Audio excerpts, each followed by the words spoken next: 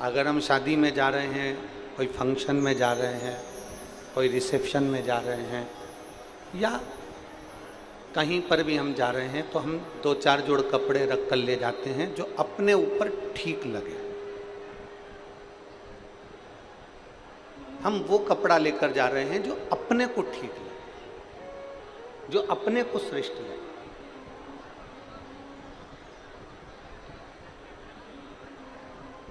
शिव महापुराण की कथा भी ये कहती है कि हम कहीं जाते हैं तो 4 जोड़ कपड़े जो अपने तन पर ठीक लगें उनको लेकर जाते हैं।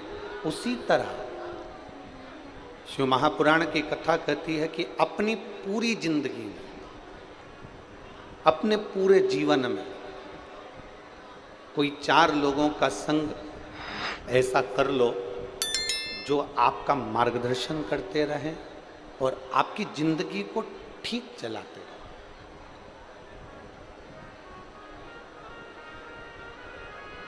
और उन 4 लोगों में सर्वश्रेष्ठ अगर कोई है तो 2 पूर्णता में श्रेष्ठ हैं, एक माता, दूसरा पिता।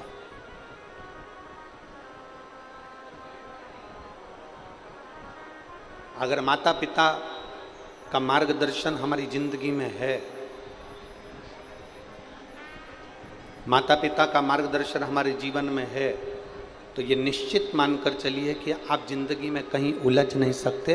अगर उलझ भी गए तो माता पिता के वचन से और आशीर्वाद से सुलझ कर आगे बढ़ ही जाए, ये निश्चित है।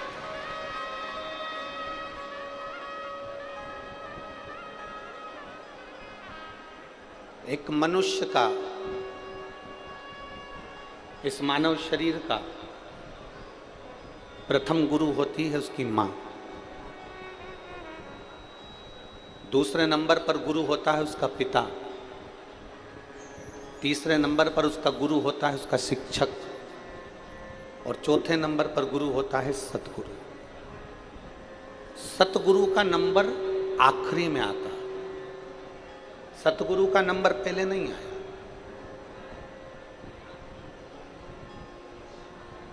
जिस गुरु से आप गुरु मंत्र लेते हो उस गुरु का नंबर चौथे नंबर पर है, आखिरी, उसका पहला नंबर नहीं। सबसे पहला नंबर अगर किसी गुरु का आता है तो वो हमारी माँ का आता है, माता का आता है। पहला गुरु कौन है? जम के बोलो, माँ। दूसरा गुरु कौन है? आवाज नहीं आ रही, जम के बोलो, पिता। तीसरा गुरु कौन है? शिक्षक, जिसने तुम्हें पढ़ाया, जिसने तुम्हें विद्याध्ययन कराया, तुम्हारी बुद्धि का विकास करा। तीसरे नंबर का गुरु है शिक्षक और चौथे नंबर पर जो गुरु आता है वो होता है सतगुरु, आखिरी है। पर अभी जो वर्तमान की स्थिति देखी जा रही है, अभी जो वर्तमान का समय देखा जा रहा है, इस समय में लोग जो चौथे नंबर का गुरु है उसको पहले नंबर पर ले आए और जो पहले नंबर का गुरु है उसे चौथे नंबर पर पहुंचा दिया।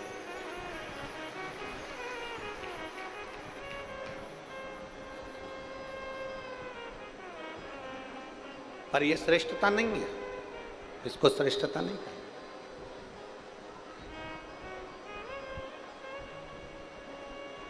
चौथे नंबर का गुरु है सतगुरु और पहले नंबर का गुरु है हमारे घर में रहने वाली बुजुर्ग माँ। पहले नंबर का गुरु है हमारे घर की माता। आज दुनिया के लोगों ने चौथे नंबर के गुरु को पहले नंबर पर लिया है और पहले नंबर के गुरु को चौथे नंबर पर बिठा दिया। आज के जमाने में कोई गुरु आया तो उसको तो लड्डू खाने को मिल जाएगा, पेड़ा खाने को मिल जाएगा। कोई गुरु आया तो उसका तो बहुत सम्मान हो जाएगा, पर घर में जो पहले नंबर का गुरु है माँ और दूसरे नंबर का जो गुरु है पिता, उसका आदर नहीं हो पाता। पर शिव महापुराण की कथा में सबसे पहला आदर अगर किसी का बताया है तो वो अपने माता और पिता का बताया।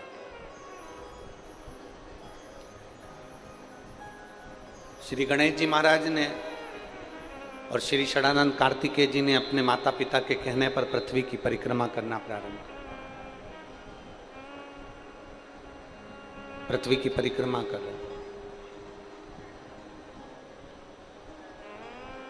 भगवान श्री गणेश जी महाराज और षडानंद कार्तिकेय जब पृथ्वी की परिक्रमा करने के लिए जाते हैं तो षडानंद कार्तिकेय तो मोर पर बैठकर पूरी पृथ्वी का भ्रमण करते हैं, परिक्रमा करते हैं। षडानंद कार्तिकेय तो पृथ्वी की परिक्रमा करने के लिए मोर पर बैठकर जाते हैं और श्री गणेश जी महाराज मूसक पर बैठकर, चूहे पर बैठकर अपने माता पिता की परिक्रमा कर लेते हैं। अपने माता पिता की परिक्रमा कर रहे हैं।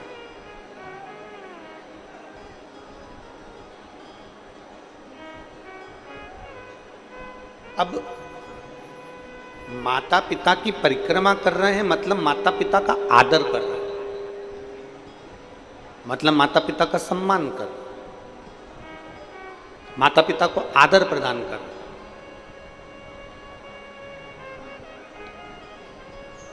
कार्तिकेय जी मोर पर बैठ कर गए, पूरे पृथ्वी की परिक्रमा कर कर आए और गणेश जी महाराज ने अपनी बुद्धि का परिचय दिया और अपने माता पिता की परिक्रमा कर।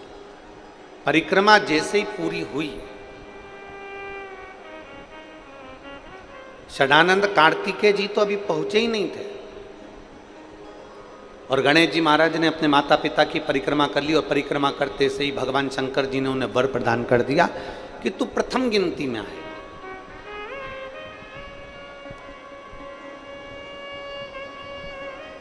सारे देवताओं में तू प्रथम पूजा जाएगा,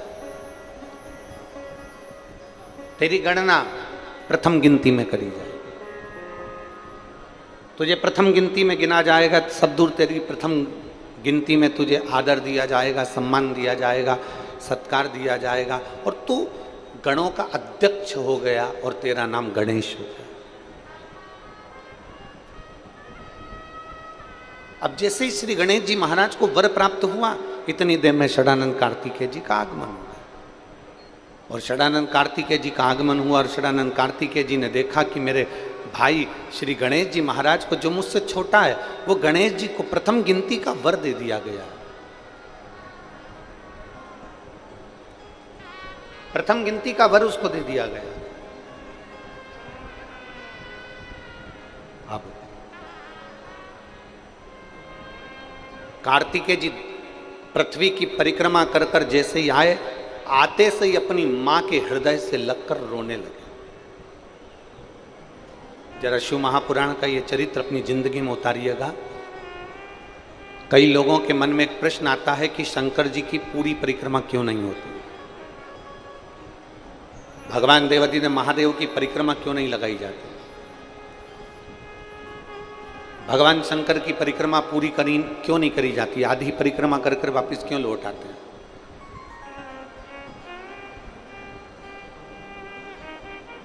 कारण क्या है, तो इसको समझना जरूरी है। षडानंद कार्तिकेय जी ने माता के हृदय से गले लगकर षडानंद कार्तिकेय जी रो पड़े। आंखों में से आंसू बह रहा, नैनों में से जल झलक रहा तो रो रहे। मां ने पूछा, कार्तिकेय तू रो क्यों रहा है, तेरे रोने का कारण क्या है, तू रो क्यों रहा है, तेरी आंख में आंसू क्यों है, तेरे रोने का कारण क्या है।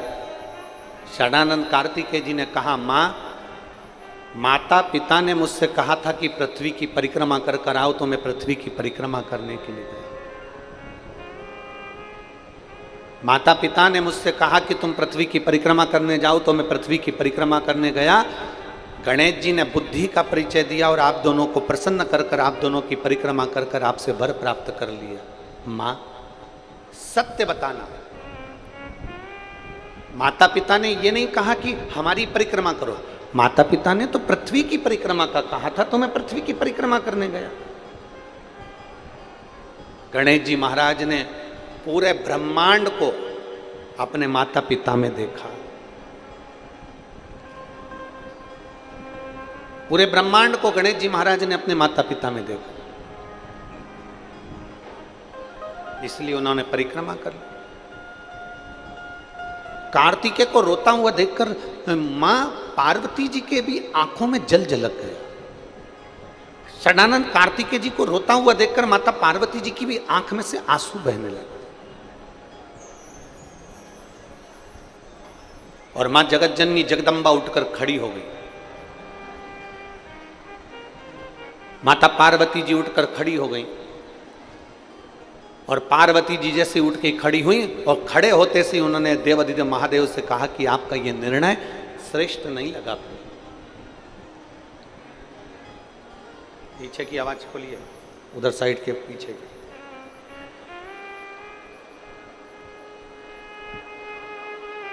माता पार्वती जी उठकर खड़ी हो गई और माता पार्वती जी जब उठकर खड़ी हुई और खड़े होते से माता पार्वती जी ने देवाधिदेव महादेव से कहा कि ये तुम्हारा निर्णय अच्छा नहीं।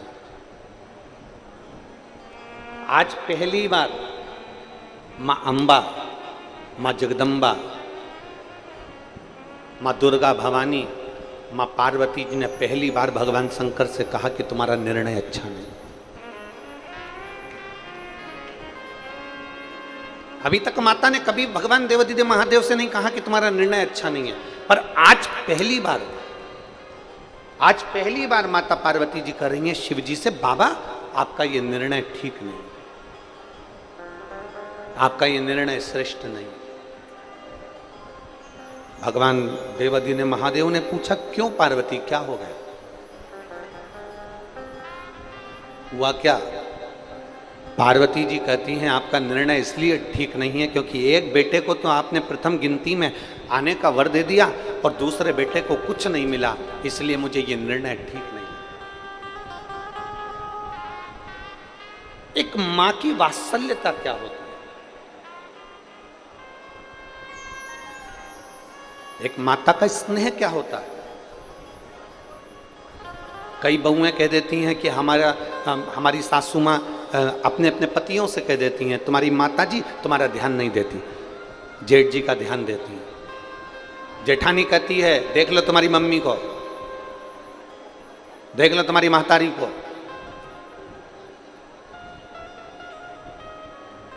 तुम्हारी मां तुम्हारे छोटे भाई का ध्यान देती है। पर ईमानदारी की बात तो यह है, मां कभी अपने बच्चों में भेद नहीं करती है। मां अपने बच्चों को बराबर का दूध पिलाती है और बराबर की परवरिश करती है। मां की जिंदगी में कभी भेद नहीं होता, मां भेद नहीं करती, मां ने कभी भेद करा ही नहीं। ये कथा शिव महापुराण की जो कथा कह रही है, पार्वती जी की आंखों में जल भर गया, माता पार्वती जी रो रही हैं, माता पार्वती के नैनों में अश्रु भरा गए, माता पार्वती जी की आंखों में से जल झलक रहा है और देवाधिदेव महादेव से कहती हैं पार्वती जी आज आपका ये निर्णय मुझे स्वीकार नहीं, आज आपका निर्णय अच्छा नहीं, आपने जो निर्णय लिया ये मुझे ठीक नहीं लगा।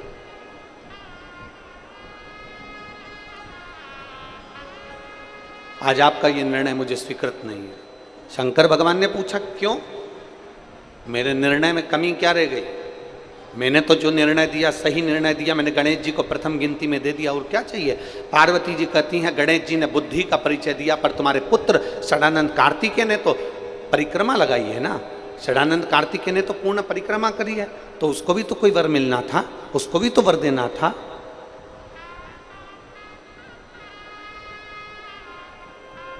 जब कोई वर षडानंद कार्तिकेय जी के सम्मुख में नहीं आया, तब माता पार्वती जी ने शंकर भगवान से वचन मांग लिया और पार्वती जी ने शिव जी से वचन मांगा कि आप मुझे वचन दो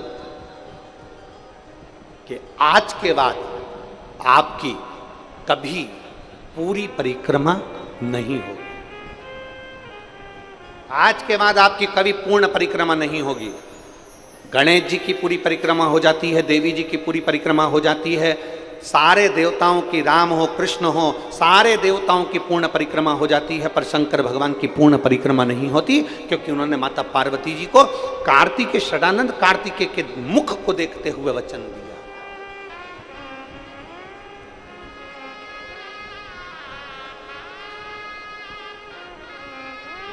प्रभु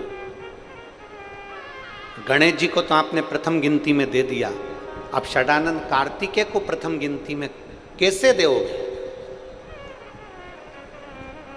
ऐसा क्या करा शंकर भगवान ने कि षडानंद कार्तिकेय को भी प्रथम गिनती में दे दिया? तो कहा जो घर के अंदर पूजन में, स्मरण में, अनुष्ठान में, पाठ में, शुभ कार्य में, सारे अच्छे कार्य में अगर प्रथम गिनती में गणेश जी को गिना जाएगा तो उसी प्रथम गिनती में जो कलश रखाएगा, उस कलश के ऊपर जो श्रीफल रखाएगा, वो श्रीफल भी षडानंद कार्तिकेय के भाव से ही प्रथम गिनती का मान्य होगा।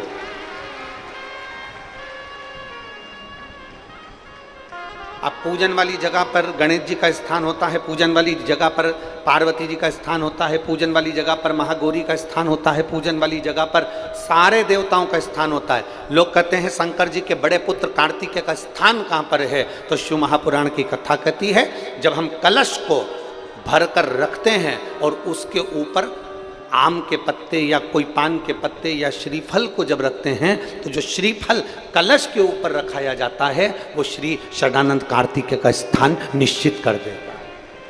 षडानंद कार्तिकेय का स्थान निश्चित कर देगा। केवल एक मां,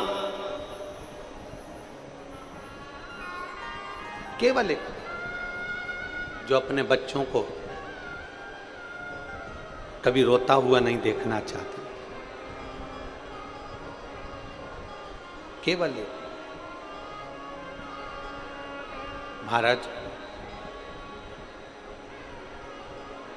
शिव महापुराण की कथा में अभी आपको कहा था कि कहीं जाते हो तो 4 जोड़ कपड़े लेकर जाते हो और कपड़े वो लेकर जाते हो जो तुमको ठीक लगे, कपड़े वो लेकर जाते हो जो तुम्हें अच्छे लगे। उसी तरह जैसे 4 जोड़ कपड़े हमारे शरीर को अच्छे लगे हम वो लेकर जाते हैं, उसी तरह 4 गुरुओं का आशीर्वाद आपकी जिंदगी में होना चाहिए। प्रथम माँ, द्वितीय पिता, तृतीय शिक्षक। जिस शिक्षक ने तुमको पढ़ाया है, जिस शिक्षक ने तुमको स्कूल में, कॉलेज में, विद्यालय में तुमको पढ़ाया है, वो शिक्षक का आशीर्वाद भी तुम्हारे साथ होना चाहिए। और चौथे नंबर पर आखिरी में आता है सतगुरु, उस गुरु का आशीर्वाद भी आपके पास होना चाहिए। पर सबसे पहले अगर आशीर्वाद की जरूरत है तो घर की माता और पिता का आशीर्वाद। प्रथम में मां, द्वितीय में पिता, तृतीय में शिक्षक और चतुर्थ में सद्गुरु। और मत बुरे कर्म कर बंदे वरना पछताएगा, भगवान की आंखों से तू बच नहीं पाएगा, तू बच नहीं पाएगा। अरे ओ अज्ञानी मत करना नादानी, अरे ओ अज्ञानी मत करना नादानी। तेरे कर्म का फल भी तू ही पाएगा, जैसा किया तूने तेरे आगे आएगा। मत बुरे कर्म कर वरना पछताएगा, भगवान की आंखों से तू बच नहीं पाएगा, तू बच नहीं पाएगा। अपने कर्म के अनुकूल हमें फल हो, अपने कर्म के अनुकूल।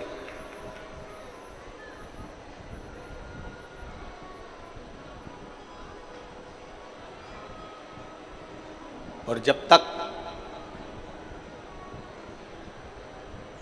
शिव महापुराण की कथा कहती है षडानंद कार्तिकेय ने अपनी माता के कहने पर तारकासुर का संहार किया।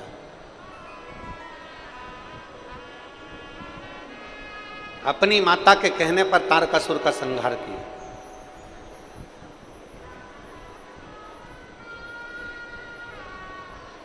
सबसे विचित्र असुर है तारकासुर। शायद दुनिया में ऐसा असुर नहीं हुआ, ऐसा राक्षस नहीं हुआ। सबसे विचित्र असुर है तारकासुर, सबसे विचित्र असुर।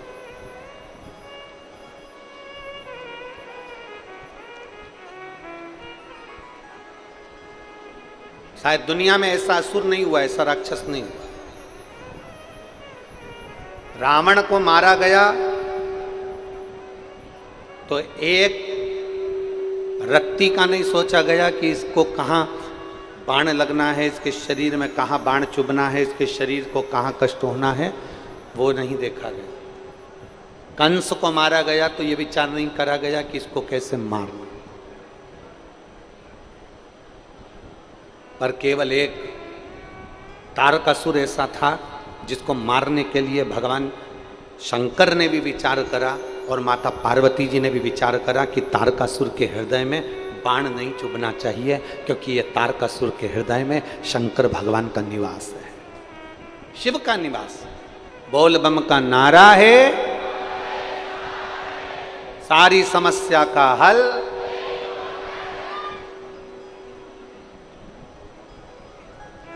इसके हृदय में शिव बसा हुआ, इसके दिल में भगवान देवाधिदेव महादेव का निवास।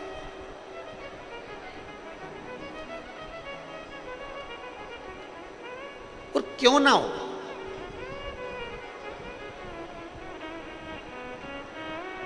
हमने एक बात कही थी, आप लोगों के स्मरण में है कि नहीं वो पता नहीं। कथा के पहले दिन एक बात कही थी, अच्छा कर्म करो चाहे बुरा कर्म करो, सत्य बोलो चाहे असत्य बोलो, भला कर रहे हो कि बुरा कर रहे हो, अच्छा कर्म कर रहे हो कि बेकार कर्म कर रहे हो, झूठ बोल रहे हो कि असत्य बोल रहे हो, सत्य बोल रहे हो कि असत्य बोल रहे हो। दुकान पर से भी व्यक्ति दुकान बंद कर कर घर पर आता है, बोलो जम के आता है कि नहीं आता है? अरे बोलो तो, आता है। सर्विस करने जाता है तो सर्विस कर कर वापिस अपने जम के बोलो जरा घर पर आता है। घूमने जाता है तो घूम कर व्यक्ति वापिस अपने घर पर आता है। व्यक्ति कहीं पर भी जाए, तीर्थ करने जाएगा तो भी अपने घर पर आएगा, घूमने जाएगा तो भी अपने घर पर आएगा, दुकान जाएगा तो भी अपने घर पर आएगा, कहीं सर्विस पर गया तो भी अपने घर पर आएगा। वो दुकान पर क्या कर रहा है, ऑफिस में क्या कर रहा है, घूमने गया तो क्या कर रहा है, पर आखिरी में आता अपने घर पर है। उसी तरह शिव महापुराण की कथा कहती है, अच्छा कर्म करो चाहे बेकार कर्म करो, सत्य बोलो चाहे असत्य बोलो, चाहे कैसी भी जिंदगी जियो, पर शिव महापुराण की कथा कहती है कि रोज मेरे भोलेनाथ के मंदिर जरूर जाया करो, क्योंकि व्यक्ति का वहां पाप आधा समाप्त हो जाता है।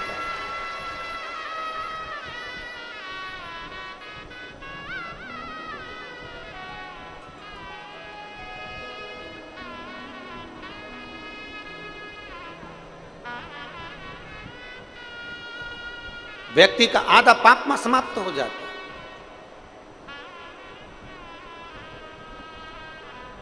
कपड़ा रखने की पेटी होती है, आप लोगों क्या है कि नहीं, जरा हाथ उठाओ जरा। कपड़ा रखने की पेटी, सूटकेस, अटैची, पेटी, अरे बोलो तो जम के, सब क्या है? कपड़ा रखने की पेटी होती है,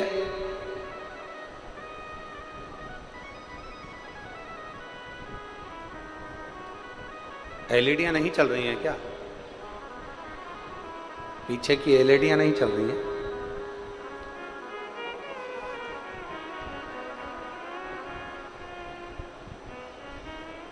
कपड़ा रखने की पेटी होती है,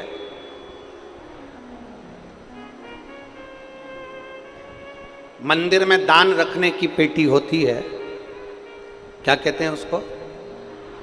दान पेटी। कपड़ा रखने की पेटी होती है, धन रखने की पेटी होती है, वस्त्र रखने की पेटी होती है, सामान रखने की पेटी होती है, पर पाप को रखने की कोई पेटी नहीं होती। कोई पेटी नहीं है पाप रखने।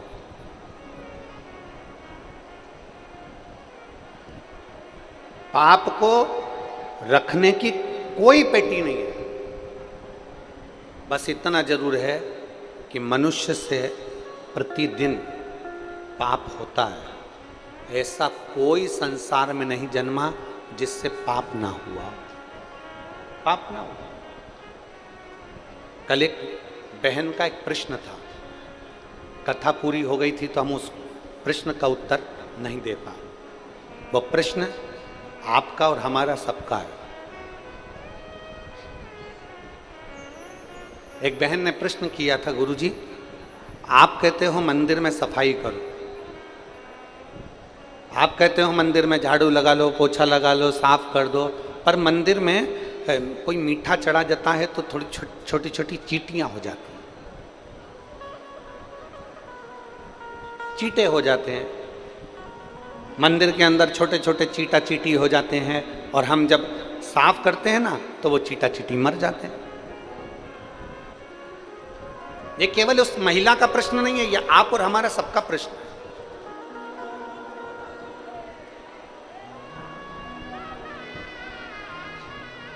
हर एक व्यक्ति का ये प्रश्न है कि मंदिर में हम सफाई करते हैं तो वहाँ छोटी छोटी चींटियाँ हो जाती हैं, चींटे हो जाते हैं, छोटे से जीव हो जाते हैं। जब हम कपड़ा फेरते हैं, झाड़ू लगाते हैं तो वो छोटे छोटे जीव मर जाते हैं। अब वो जीव मर गए, छोटे छोटे जीव समाप्त हो गए, तो उसका पाप तो हमारे माथे चढ़ेगा ना गुरुजी, हमारे माथे पर वो पाप तो चढ़ेगा। शिव महापुराण की कथा कहती है, भगवान देवादित्य महादेव का चरित्र कहता है। आप मंदिर की सफाई कर रहे हैं, आप मंदिर की देखभाल कर रहे हैं, आप परमात्मा के चरणार विंद की देखभाल कर रहे हैं। उस समय पर आप परमात्मा के मंदिर को स्वच्छ कर रहे हैं, आप भगवान के मंदिर को स्वच्छ कर रहे हैं, और स्वच्छ करते समय इस शरीर के द्वारा भगवान के उस मंदिर में जो जीव निकल और ज़्यादा मात्रा में हो तो शिव महापुराण की कथा कहती है थोड़ा सा पानी डाल दो, डालते से वो जीव एक और चले जाएंगे। प्रयास ये करा करो कि अपने द्वारा, इस शरीर के द्वारा कोई जीव की हत्या ना हो, कोई जीव समाप्त ना, कोई जीव की हत्या ना। प्रयास ये करो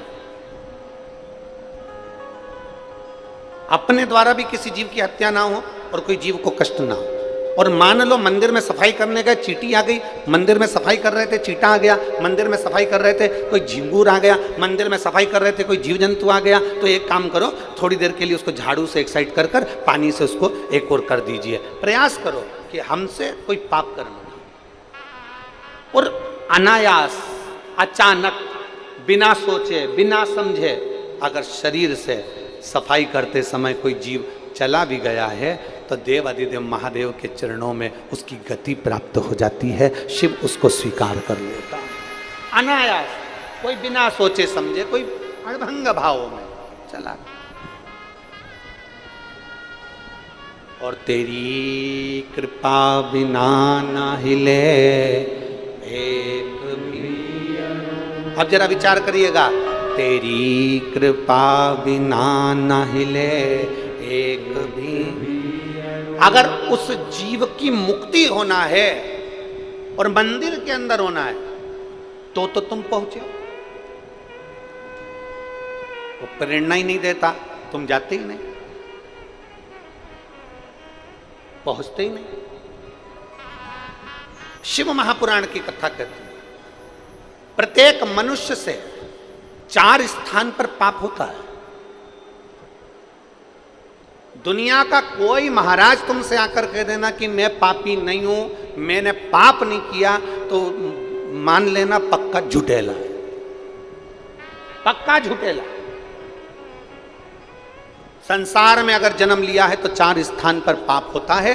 पहला, झाड़ू लगाते समय, बुआरी लगाते समय छोटे छोटे जीव मर जाते हैं, उसका पाप माथे चढ़ जाता है। दूसरे नंबर पर अग्नि जलाते समय, रसोई बनाते समय, आग जलाते समय, कहीं बैठे हैं, लाइटें जल रही है, छोटे छोटे जीव मर जाते हैं, उसका पाप माथे चढ़ जाता है। तीसरा स्थान, कपड़े धो रहे हो, बर्तन धो रहे हो, पानी का प्रयोग कर रहे हो, स्नान कर रहे हो, छोटे छोटे जीव वहां मर जाते हैं, उसका पाप माथे चढ़ जाता है। चौथा स्थान, चलकर कहीं जा रहे हो, आपके पांव के नीचे छोटे छोटे जीव मर जाते हैं, उसका पाप माथे चढ़ जाता है। शिव महापुराण की कथा कहती है, कपड़ा रखने की पेटी होती है, धन रखने की पेटी होती है, दान रखने की पेटी होती है, पाप रखने की पेटी नहीं होती।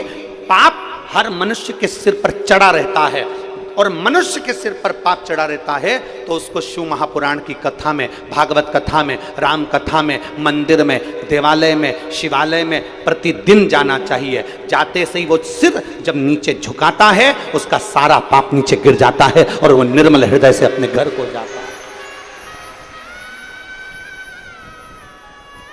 निर्मल मन से भगवान से दरवाजे से वो अपने घर को जाता है।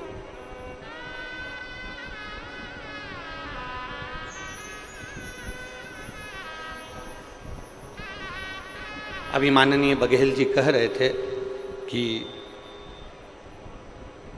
46 डिग्री टेम्परेचर, और यहाँ खड़े होकर वो बोल रहे थे कि इतना जन सैलाब बड़ा कठिन काम है। ये शब्द हैं, बड़ा कठिन काम है, इतना जन सैलाब और 46 डिग्री टेम्परेचर।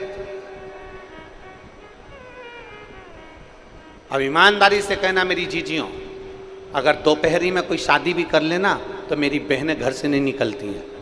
कोई शादी की सालगिरह मना ले तो मेरी बहन घर से नहीं निकलती हैं। कोई बुलावा कर ले, कोई फंक्शन कर ले तो मेरी बहन 46 डिग्री टेम्परेचर में दिन में घर से नहीं निकलती है। और आज अपने घर से छाता लाकर, पानी की बोतल लेकर, खुद का खर्चा कर कर लाखों की संख्या में पूरे पंडालों में भक्त भरे पड़े। शायद मैं तो इतना जरूर कहूंगा कि आस्था चैनल के कैमरामैन के कैमरे में भी वो लेंस नहीं है जो यहाँ से पीछे तक और पीछे से दाएं बाएं जहां जहां लोग बैठे हैं उसको कैच कर सके। वो लेंस में भी इतना पावर नहीं होगा कि आखिरी छोर तक कैच कर ले। अब इतने भक्त, टेंट, और टेंट नहीं मिल रहा तो अपने घर की चादर, अपने घर की चादर, छाते सब साथ में ले।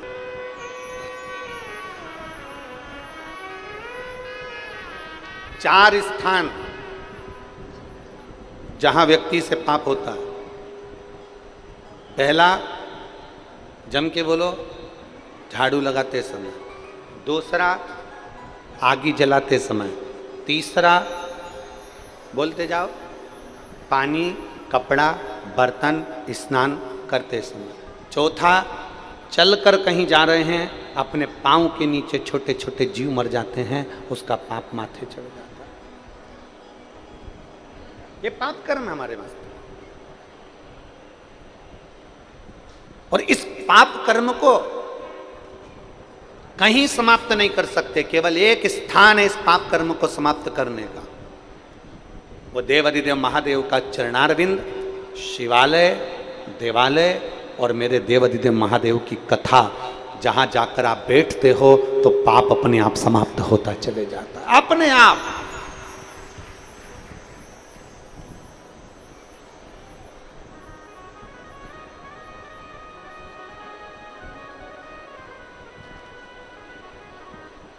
धीरे धीरे समाप्त होता है। कृपा बिना न हिले एक भी, लेते हैं श्वास तेरी कृपा से। बखान क्या करूं मैं राखों के ढेर का, चपटी भभूत में खजाना। एक विश्वास प्रबल करिए।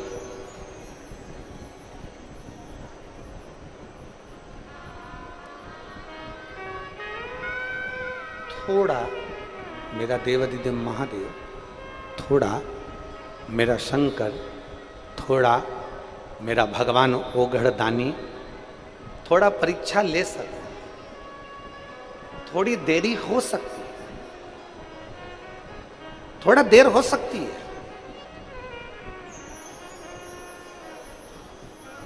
ये मत सोचना कि तुमने आज जल चढ़ाया और बाबा आज ही सुन ले। उस बहन ने लिखा कि लोग झाड़ू पोछा करते समय मंदिर में हम झाड़ू लगाते तो लोग कहते औलाद तो हुई नहीं है, घर से फ्री है, इसलिए मंदिर में सफाई करती रहती। देंगे लोग ताने।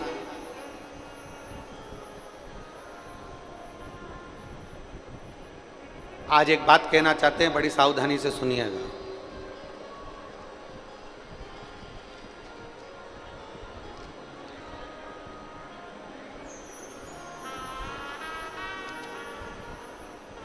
प्रशंसा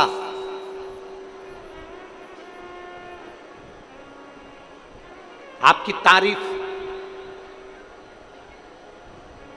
आपकी डिग्री से, आपकी योग्यता से मिल सकती है। क्या चीज? जम के बोलो, जम के जरा। प्रशंसा आपकी तारीफ डिग्री से, आपकी योग्यता से, आपकी प्रसन्नता, आपकी प्रशंसा आपको मिल सकती है। पर निंदा आपको डिग्री से नहीं मिलती है। निंदा आपको योग्यता से नहीं मिलती है। आपकी निंदा आपकी उन्नति से मिलती है। आपकी उन्नति से। आप उन्नति की सीढ़ी पर जैसे जैसे चढ़ते जाओगे, जैसे जैसे आगे बढ़ते जाओगे, वैसे वैसे लोग आपकी निंदा करना प्रारंभ कर देंगे। आपकी प्रशंसा, जैसे कोई आया तो प्रशंसा करी, साहब ये ऐसे हैं, फलाना है, ढिमका है, ये है, वो है, खूब प्रशंसा करी, ये आपकी डिग्री से मिली है, ये आपकी योग्यता से मिली है। पर निंदा आपकी योग्यता से नहीं मिलती है, निंदा आपकी डिग्री से नहीं मिलती है, निंदा आपकी उन्नति से मिलती है। जैसे जैसे उन्नति की सीढ़ी पर चढ़ते जाओगे, प्रशंसा कम मिलेगी और लोग टांग ज्यादा खींचेंगे, गालियां ज्यादा देंगे, अपशब्द ज्यादा कहेंगे, ताने ज्यादा कसेंगे और इतना आड़ा टेढ़ा कहेंगे कि आपको अंदर से तोड़ने का प्रयास करेंगे।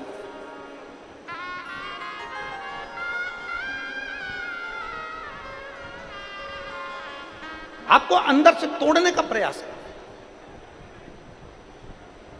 और इतना तोड़ देंगे अंदर से कि आप विचार करते रहेंगे, क्या मैंने गलत कह दिया, क्या मैंने गलत व्यवहार कर दिया, क्या मैंने गलत विचार कर लिया। जो उन्नति की सीढ़ी पर चढ़ता है, निंदा उसी के खाते में आती है। जो आगे बढ़कर कुछ अच्छा करता है, निंदा उसी के खाते में आती है। जो कुछ करता ही नहीं है, उसकी कभी निंदा नहीं होती है।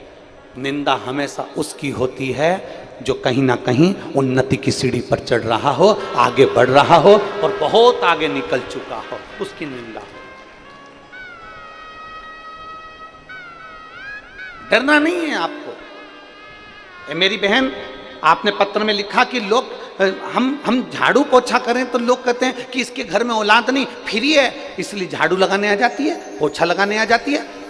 तुम्हें जितनी गाली मिले ना उतनी झेलना।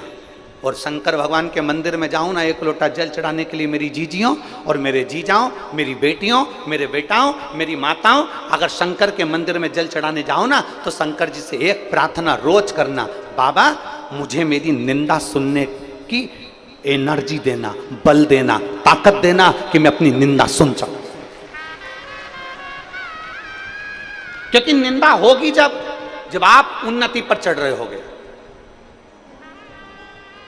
निंदा होगी जब आप आगे बढ़ रहे हो। कई लोग किसी माताओं को, कई माताएं कह देती है, देखो अपने आप को कितनी इतरा रही है, हीरोइन बने जा रही है। अब वो हीरोइन जैसी सुंदर होगी तो ही तो उसको निंदा सुनने को मिल रही है। अगर सुंदर नहीं होती तो कौन कहता कि तू हीरोइन जैसी अपने आप को समझदार बन रही।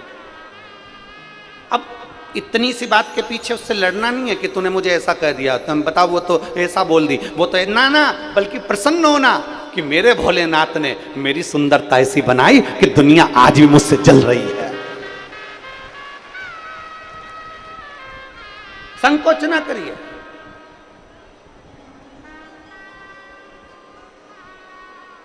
खेती पर काम कर रहे हो, बहुत मेहनत कर रहे हो, बहुत मेहनत, धान बो रहे हो, खूब मेहनत कर रहे हो, और दुनिया के लोग आपसे कह रहे हैं बताओ, दिन भर काम में लगा रहता है, कई छाती पे बांध के ले जाएगा, उसकी लोग निंदा करें तो उसको प्रसन्न होना चाहिए, भगवान तूने मुझे बड़ा बलवान बना कर रखा है, मतलब मैं उन्नति की सीढ़ी पर चढ़ना प्रारंभ कर दिया, अब मैं आगे बढ़ रहा हूं, मैं तरक्की कर रहा हूं, मैं आगे की ओर अग्रण्य हो रहा हूं। ये निंदा हमें बल प्रदान करती है।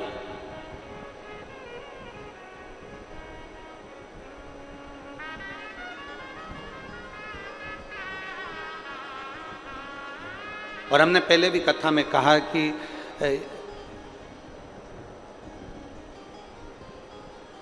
नेताओं में सबसे ज्यादा निंदा अगर किसी की होती होगी तो मोदी जी की होती होगी, और कथाकारों में सबसे ज्यादा निंदा होती होगी तो प्रदीप मिश्रा की होती होगी। हम पहले भी कहे, सबसे ज्यादा निंदा अगर होती होगी ना तो जो उन्नति की सीढ़ी पर चढ़ रहा है, जो तरक्की कर रहा है, जो आगे बढ़ रहा है, बहुत कुछ करने के लिए तैयार, संपूर्ण विश्व को जो जोड़ने का काम करेगा, संपूर्ण भारत को मंदिर और देवालय शिवालय से अगर जोड़ने का काम करेगा तो लोग उसके ऊपर ताने भी देंगे, गाली भी देंगे, अपशब्द भी कहेंगे और उंगली भी उठाएंगे, और तैयार रहना है। और जितने शिव भक्त शंकर जी की कथा को सुन रहे हैं वो भी तैयार रहें। आप अगर रोज मंदिर जाओगे शंकर जी के, लोग आपको ताना देंगे, ये चल दी सती सावित्री। तुम रोज भगवान शंकर के मंदिर जल चढ़ाने जाओगे, लोग कहेंगे ये चल दी सियोर वाला महाराज की चेली। कानों में सरसों का तेल डाल के रखना, और जो जितना ज्यादा बोले उतनी जोरदार खजूर वाली चोटी बना के और बंठन के जाना, आग लगे बस्ती को, अपन रहो मस्ती में, उतना बंठन कर जाओ। जो जितना बोले ना, जितना पड़ोसन जितना बोले ना, ये देखो ये चल दी, ये तो दिन भर सियोर वाला महाराज, सियोर वाला महाराज, सियोर वाला महाराज, उसके सामने और मोबाइल चालू करके यूट्यूब पे ये, और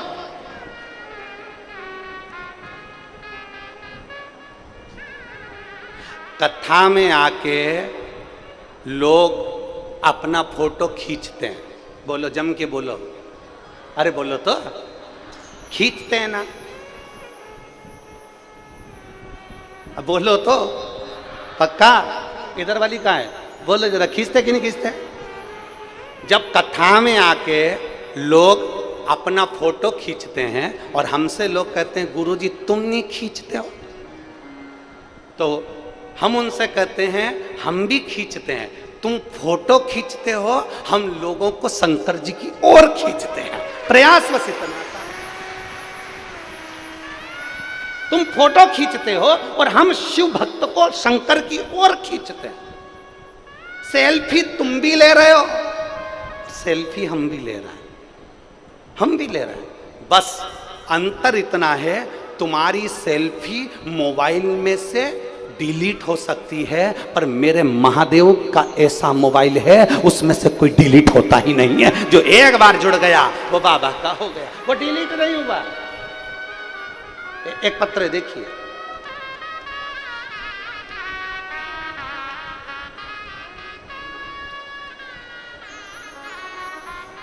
राजेश्वरी यादव, पति श्री विष्णु प्रसाद यादव, नगर पालिका परिषद अमलेश्वर, तहसील पाटन, जिला दुर्ग की निवासी हूँ। कहीं बैठी हो तो हाथ हिला सकती है, अगर कहीं बैठी हो तो हाथ हिला सकती है। राजेश्वरी यादव, पति श्री विष्णु प्रसाद यादव, नगर पालिका परिषद अमलेश्वर, तहसील पाटन, जिला दुर्ग की निवासी हूँ।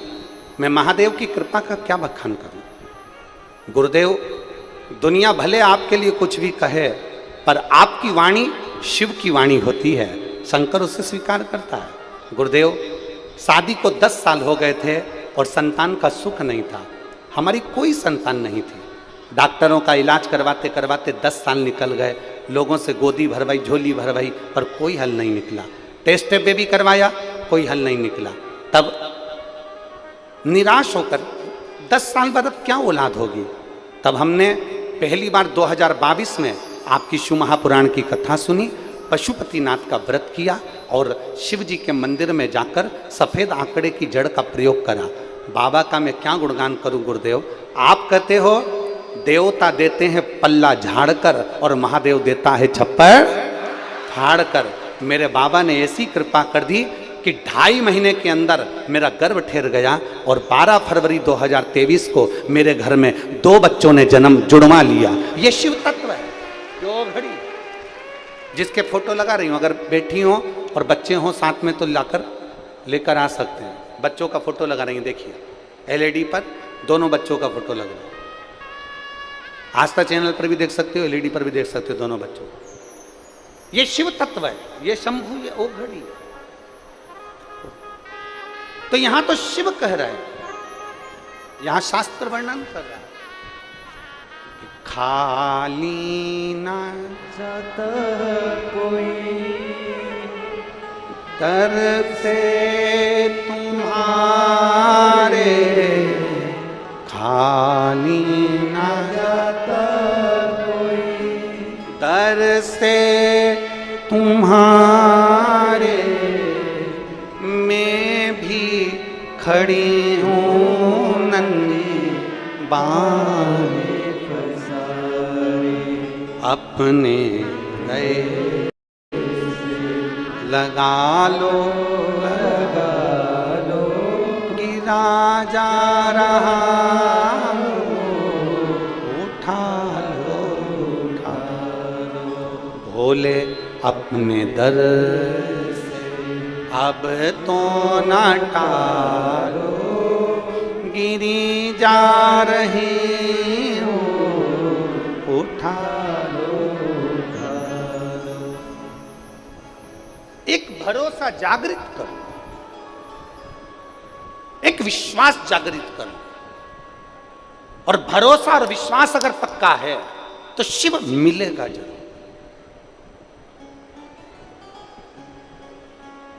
एक पत्ता उसके बिगर नहीं हिल सकता, एक अणु उसके बिगर नहीं हिल सकता, बस उसका भजन में मन आपका होना चाहिए और विश्वास की दृढ़ता होना चाहिए।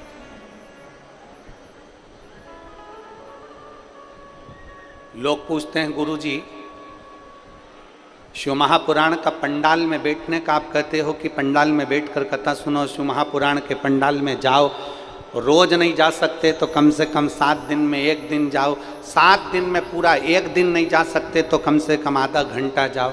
जैसे पहले शास्त्र कहता है कि 24 घंटे भजन करो। 24 घंटे कौन भजन करे? छत्तीसगढ़ की माताएं करती होंगी तो बात दूसरी है, हम तो नहीं कर पाते। शास्त्र कहता है 24 घंटे भजन करो, संत कहते हैं 24 घंटे भजन करो, कोई 24 घंटा भजन नहीं कर पाता। फिर संतों ने कहा 24 घंटा नहीं कर सकते तो कम से कम 12 घंटा भजन करो। 12 घंटा करते हो? नहीं कर।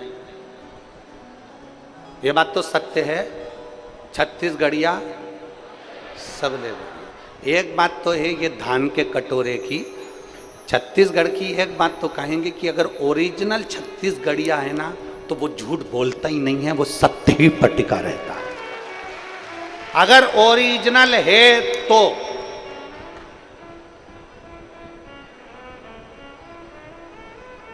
ओरिजिनल छत्तीसगढ़िया होगा ना, वो किसी को धोखा नहीं देता, वो किसी को लूटता नहीं है। ओरिजिनल छत्तीसगढ़िया किसी के ऊपर व्यर्थ की बात नहीं करेगा, लूटेगा नहीं, अपशब्द नहीं कहेगा, गरीबी में गुजरान कर लेगा, 2 रोटी अचार के साथ खा लेगा, चावल भले सब्जी नहीं होगी तो कोरा नमक से खा लेगा। पर ओरिजिनल छत्तीसगढ़िया कभी किसी को अपशब्द नहीं कहता, ताना नहीं देता, गाली नहीं। ओरिजिनल छत्तीसगढ़िया की बात कर रहा हूं मैं, डुप्लीकेट छत्तीसगढ़िया की नहीं कर रहा। कई ऐसे भी हैं कमाने के चक्कर में छत्तीसगढ़ में आकर बस गए और उन्होंने देख लिया कि इनको दबाया जाए और अपना वर्चस्व आगे करा जाए, ऐसे भी बहुत सारे पड़े हुए। पर जो ओरिजिनल है ना छत्तीसगढ़िया, वो कभी किसी को कष्ट नहीं देता, किसी को दुख नहीं देता, वो अपने काम में लगा रहता है और भगवान की भक्ति में लगा रहता है। ओरिजिनल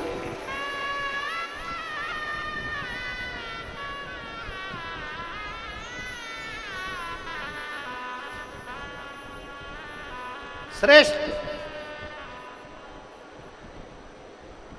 अभी जैसे माताओं ने कहा, तुरंत जवाब तुरंत दे दिया मेरी माताओं ने, तुरंत।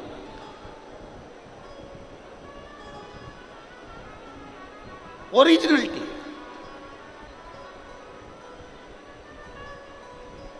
हमने पूछा 12 घंटे भजन करते हो क्या? आपने तुरंत कह दिया नहीं करते। मतलब सत्य है, यह होना चाहिए। अब संत कह रहे हैं 12 घंटे भजन नहीं कर सकते तो 6 घंटा करो। 6 घंटा भजन करो। 6 घंटा नहीं कर सकते तो 3 घंटा करो। 3 घंटा भजन नहीं कर सकते तो 1.5 घंटा करो। 1.5 घंटा नहीं कर सकते तो 15 मिनट करो। 15 मिनट भजन नहीं कर सकते 5 मिनट करो। 5 मिनट भजन नहीं कर सकते 1 मिनट करो। 1 मिनट भजन नहीं कर सकते तो चुल्लू भर पानी में डूब मरो।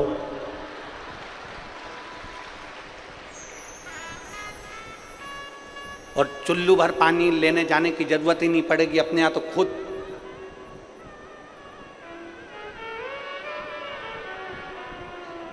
इतनी जोरदार नदी बह रही है, अपने यहाँ तो चुल्लू भर पानी में डूब मरो। अगर भगवान का भजन नहीं कर सकते, मनुष्य देह प्राप्त करने के बाद भी इस मानव शरीर को 3.5 करोड़ रोम छिद्र भगवान ने दिए हैं और 21,600 श्वास प्रतिदिन शरीर में से निकलती है। अगर एक श्वास भी तुम भगवान को अर्पित नहीं कर सकते तो मानव देह पाना बेकार है, तुम्हारा मनुष्य शरीर बेकार है।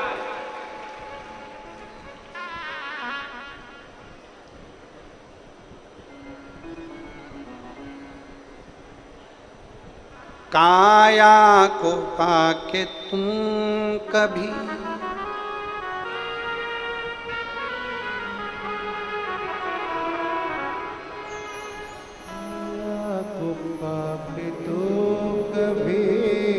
अभिमान ना करो और माटी में मिल जाती काया कभी कभी होती है अपने अमलेश्वर में शिव पुराण कभी कभी। और दौलत को पाके तुम कभी अभिमान ना करो। दौलत को पाके तुम कभी अभिमान ना करो। कोरोना में दौलत बैंक में पड़ी रही और व्यक्ति खुद के बच्चे अंतिम संस्कार तक करने नहीं गए। खुद के बच्चे।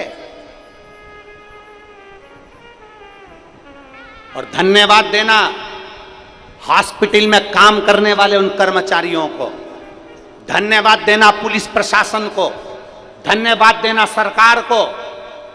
घर के बच्चे बाहर नहीं निकल रहे थे और हॉस्पिटल में काम करने वाला वो कर्मचारी, झाड़ू पोछा लगाने वाला वो साधारण कर्मचारी, एक पुलिस वाला रोड पर खड़े होकर पूरी ड्यूटी दे रहा था।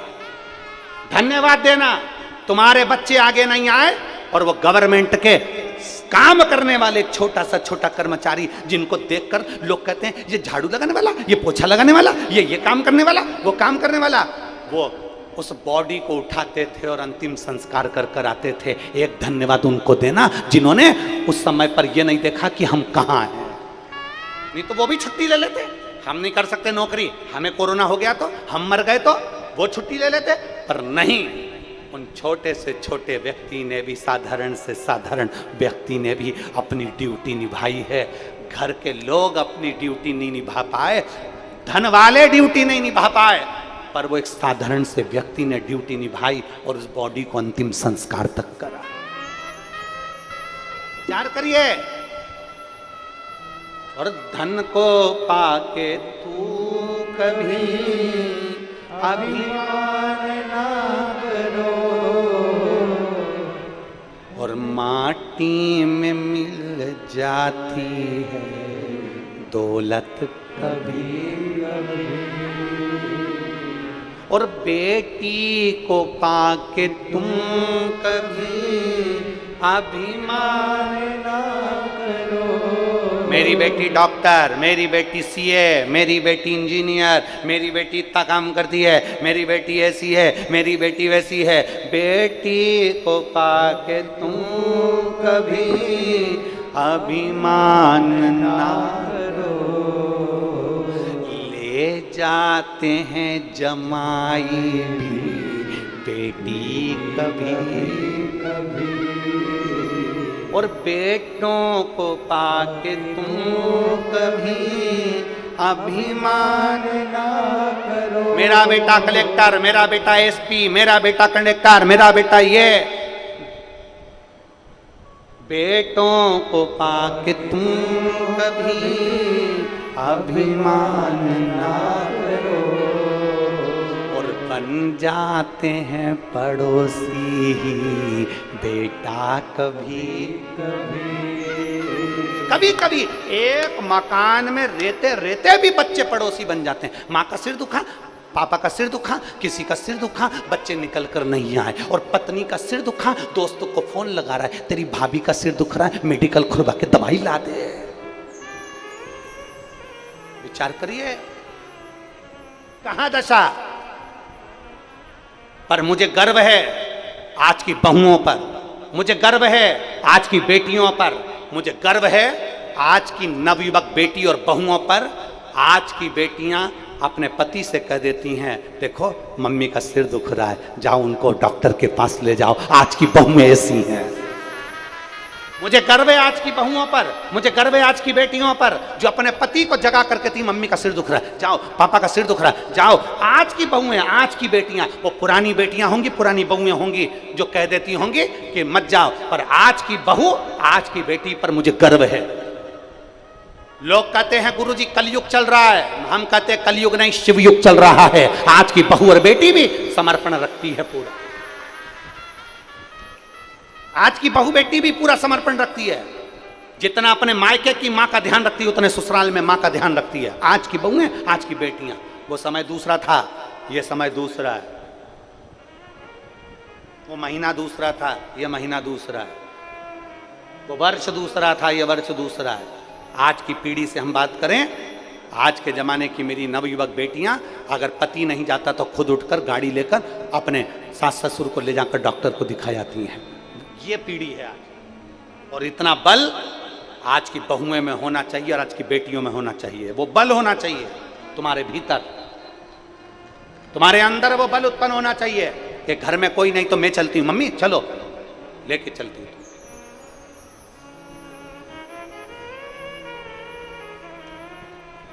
उतना बल अपने भीतर रखिए, उतना अपने भीतर।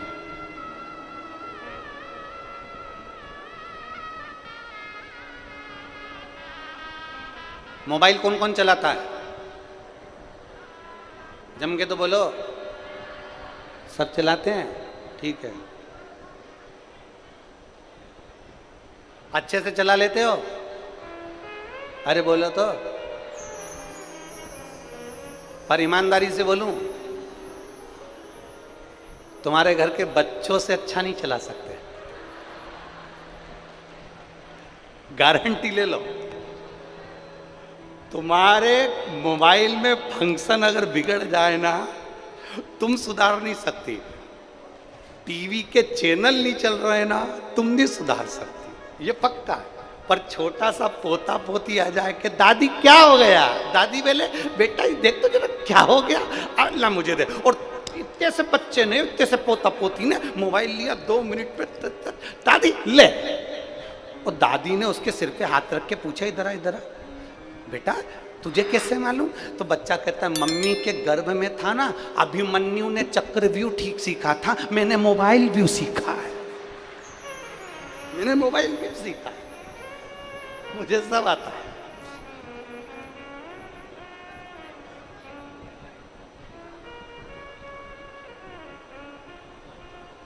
महाराज भगवान शंकर का पावन चरित्र का तारकासुर एक ऐसा असुर है जो साधारण नहीं है, जिसकी भक्ति साधारण नहीं है। उस तारकासुर ने भगवान शंकर की भक्ति भी करी है और असुर प्रवृत्ति में राज्य भी किया।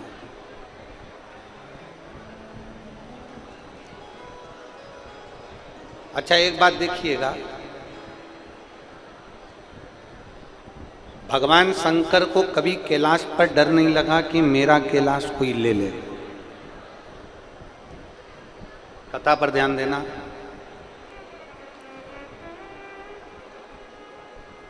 इंद्र को डर लगता है कि मेरी कुर्सी ना चले जाए।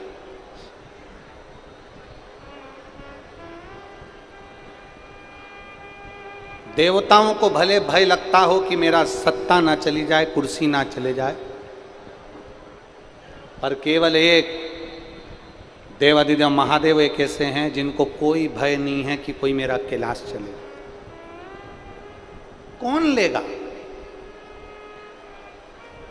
अच्छा, जाने दो, हम यहीं की आपसे पूछें, ये जितनी माताएं कुर्सी पे बैठी हैं और जितने भाई लोग कुर्सी पे बैठे हैं, ये थोड़ी सी देर के लिए बाहर चले जाए ना तो इनके मन में डबडबा रहता है कि हमारी कुर्सी पे कोई नहीं बैठ जाए। बोलो सही है कि गलत है? अरे बोलो तो जम के, सही है। पर जो जमीन पे बैठा है उसको डर है क्या? जमीन पे बैठा हुआ व्यक्ति तो सोचता है अगर कहीं का बेड भी गया तो उसके पास में बैठ जाऊंगी, माँ बैठ गया तो उसके पास में बैठ जाऊंगी। जमीन पर बैठने वाला, जमीन से जुड़ा हुआ, अपनी मातृभूमि से जुड़ा हुआ व्यक्ति कभी भय में जिंदगी नहीं जीता। जो मातृभूमि से नहीं जुड़ा वो भय में जिंदगी जीता। किस बात का भय?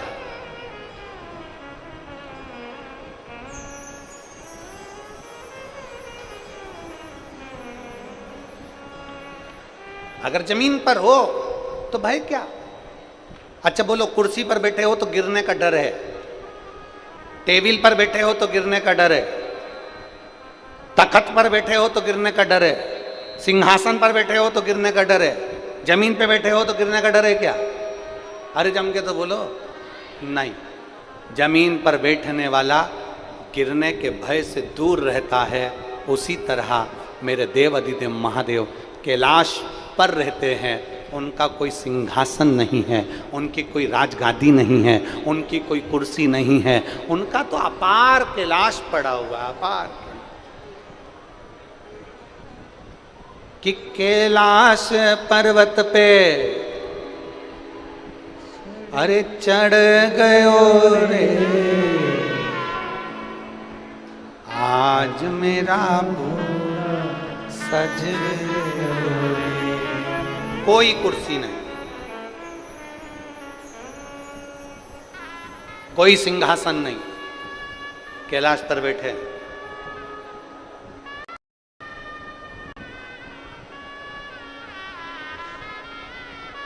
फिर वही वाली बात आ गई, चोर की नजर तुम्हारी गले की चेन पर रहती है, लुच्चे की नजर तुम्हारी सुंदरता पर रहती है, और भोले बाबा की नजर अपने भक्त पर रहती है। वो जानता है।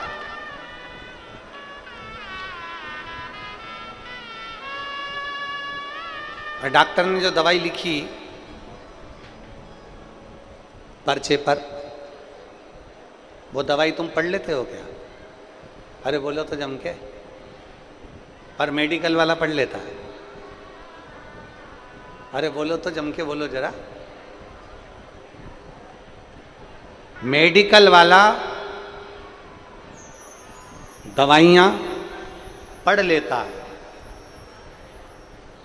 डॉक्टर ने जो लिखा वो।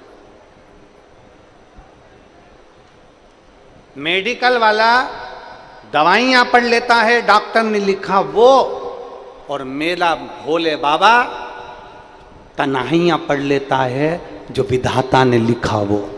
मेरा भोलेनाथ ये पढ़ता है कि ये रोज मेरे दरवाजे पर आती है, एक लोटा जल चढ़ाती है, मेरे मंदिर में आती है, रोज एक लोटा जल समर्पित करती है। दुखी है अंदर से, भले मुस्कुराती है पर अंदर इसके दुख है, अंदर दुख है। डॉक्टर भी अगर चेक करता है तो हाथ पकड़कर चेक करता है। और मेरे भोलेनाथ पर जब आप 1 लोटा जल चढ़ाते हो तो ये हाथ तुम्हारा शंकर के पास में जाता है। डॉक्टर भी हाथ पकड़कर चेक करता है कि इसको क्या तकलीफ है। जल चढ़ाते समय जब हम महादेव को धीरे धीरे जल चढ़ाते हैं उस समय पर मेरा महादेव भी तुम्हारे हाथ को पकड़कर देख लेता है कि इसके अंदर तकलीफ क्या है, इसको कष्ट क्या है, इसको दुख क्या है।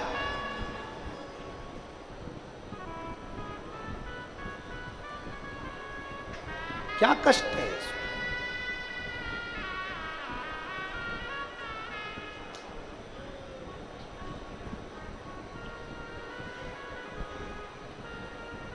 जब कोई नहीं आता मेरा बाबा आता है,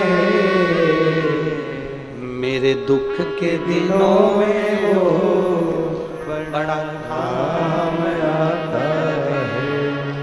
तकलीफ के समय पर महादेव तुम्हारे सम्मुख में। पर एक बात याद रखिए, तकलीफ के समय की 2-3 चीज़ें बहुत ध्यान रखो। हमने आज इंटरव्यू देते समय जब पत्रकार वार्ता हो रही थी तो पत्रकार वार्ता में एक बात कही थी कि जैसे अपने हाथ में मोबाइल होता है और मोबाइल पर हम कवर चढ़ा कर रखते हैं। क्यों रखते हैं? कि मोबाइल का कैमरा खराब ना हो जाए, मोबाइल का स्क्रीन गार्ड खराब ना हो जाए, मोबाइल खराब ना हो जाए। 50,000 का 25,000 के मोबाइल को भी इतना ढक कर रखती हो कि वो मोबाइल बेकार ना हो जाए।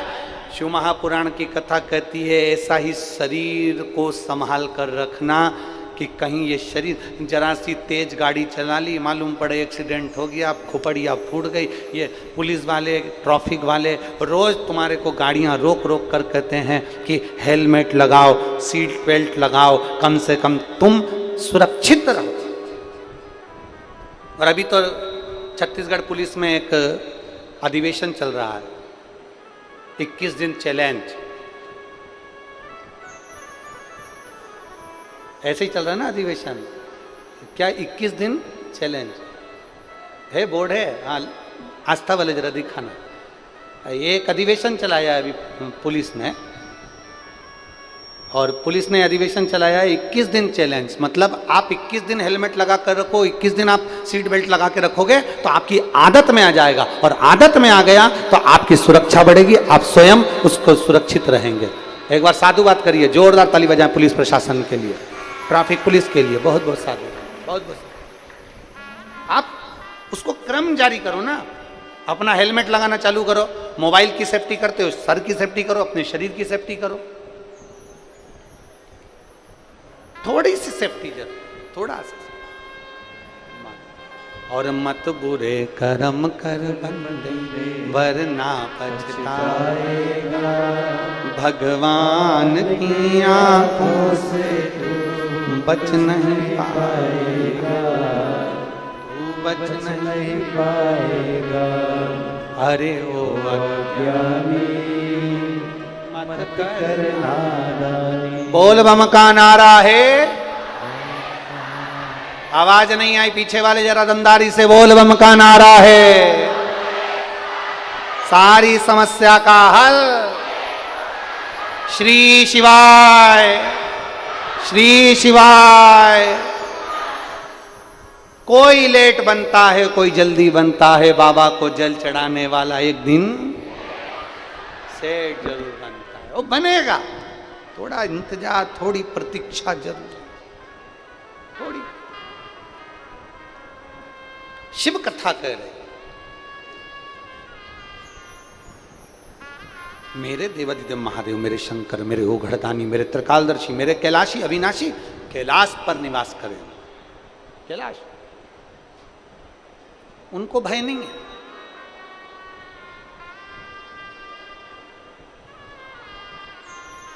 तारकासुर के पिता, आज जो अपन कथा सुन रहे हैं, तारकासुर के पिता। तारकासुर के बेटे तो 3 थे, तारकाक्ष, विदुमाली, कमलाक्ष की, इसके बाद पशुपति व्रत आया। कथा का शुभारंभ तारकासुर के पिता हो गया है। प्रिय शिव भक्तों, श्रावण जिनका नाम था बजरंगासुर। हमारा चैनल को सब्सक्राइब करें ताकि जम के बोलो, क्या नाम है? कथा को आपका आनंद मिल सके। बजरंगासुर। तारकासुर के पिता का नाम था बजरंगासुर और मां का नाम था वारंगी देवी। क्या नाम था? वारंगी। तारकासुर का जन्म हो चुका था। तारकासुर छोटा था। बजरंगासुर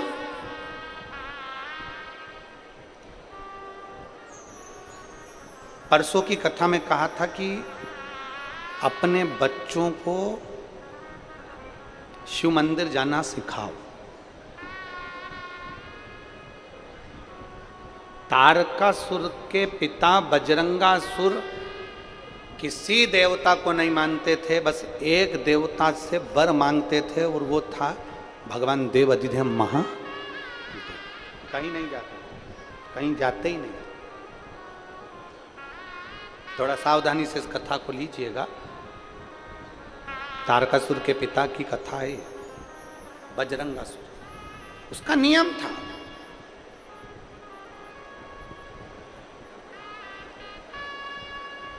बजरंगासुर ने, तारकासुर के पिता बजरंगासुर ने एक आदत बनाकर रखी थी कि शंकर को रिझाना है।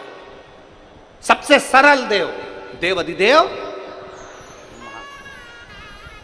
किसी भी देवता की पूजन करेंगे तो पीताम्बर चाहिए, अंबर चाहिए, सामान चाहिए, 56 भोग चाहिए, लड्डू चाहिए, पेड़ा चाहिए, गुलाब जामुन चाहिए, ये चाहिए, वो चाहिए, सोना चाहिए, चांदी चाहिए, चांदी की थाली चाहिए, बर्तन चाहिए, भांडा चाहिए, ये चाहिए।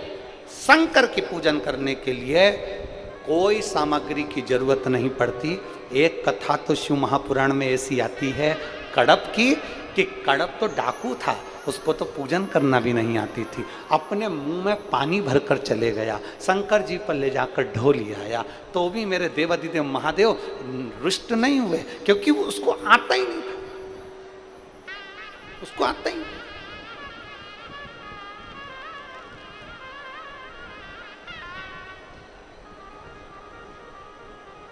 इतने सरल है मेरे देवाधिदेव महादेव।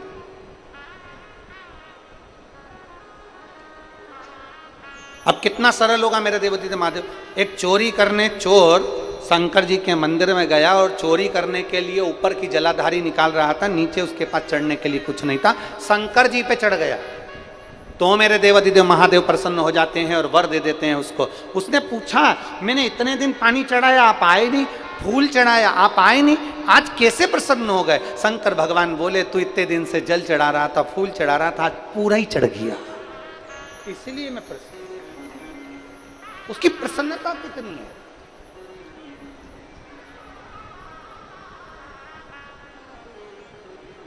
पर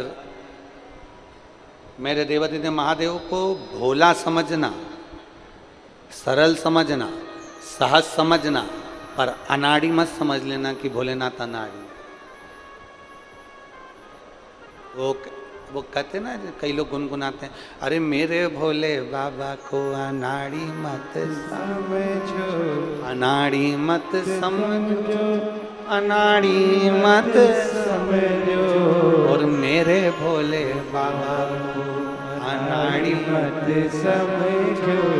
मेरे भोले बाबा के कंधे पे झोली, मेरे भोले बाबा के कंधे पे झोली, अरे झोली को देख के भिखारी मत समझो, मेरे भोले बाबा को अनाड़ी मत समझो। सहज है मेरा शंभु, सरल है मेरा शंभु, एकदम नम्र है मेरा शंभु।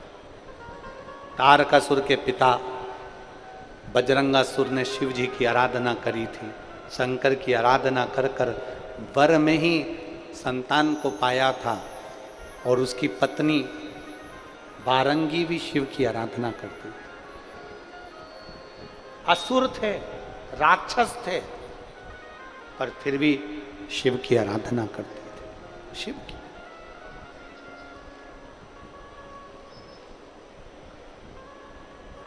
असुर का और देवताओं का बैर हमेशा रहा। असुर का और देवताओं का बेर हमेशा रहा है, असुर का और राक्षसों का बेर हमेशा चलता रहा है, पर सारे देवताओं का बेर, सारे देवताओं का असुरों से बेर चला है, पर केवल एक देव अधिदेव महादेव एक ऐसे हैं जिनका असुरों से भी बेर नहीं है, असुरों से भी उनकी दोस्ती, असुरों से भी दोस्ती। केवल एक शिव, बजरंगासुर ने उपद्रव मचाया, देवाधिदेव महादेव से वर प्राप्त कर लिया।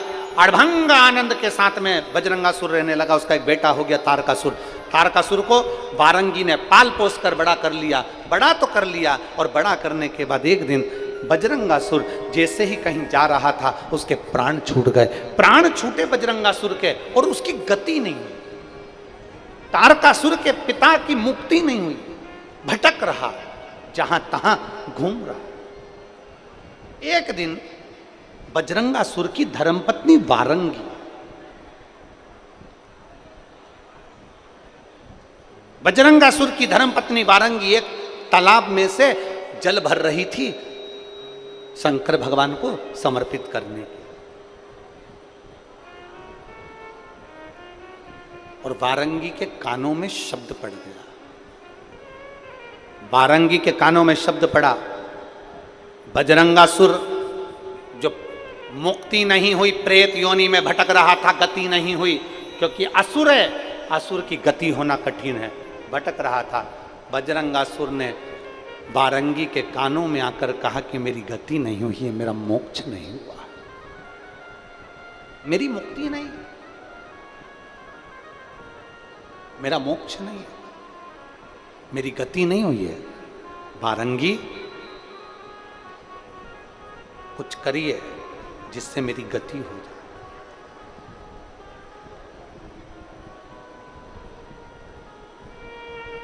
मेरी गति हो जाए उसके लिए कुछ करिए। आज वारंगी जल बहाती आंसुओं का, नैनों से जल बह रहा है वारंगी के। जलाशय में से जल भरकर शंकर की ओर जा रही थी। सामने से तारकासुर आ गया।